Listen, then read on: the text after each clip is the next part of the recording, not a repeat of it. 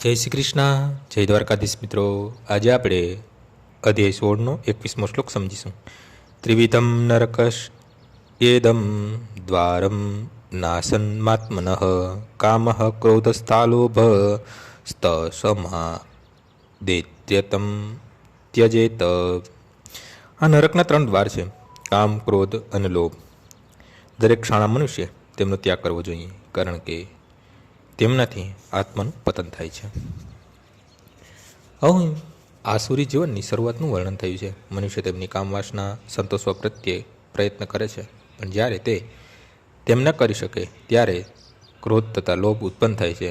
આસુરી યોનિમાં અધઃપતિત થવાના ન ઈચ્છતા ક્ષુદ્ર મનુષ્ય આ 3 શત્રુઓનો ત્યાગ કરવાનો પ્રયત્ન અવશ્ય કરવો જોઈએ, કારણ કે આ શત્રુઓ આત્માનું હનન એટલે સુધી કરે છે કે ભવબંધનમાંથી મુક્તિની કોઈ શક્યતા રહેતી નથી. આજનો શ્લોક અહીં પૂર્ણ થાય છે.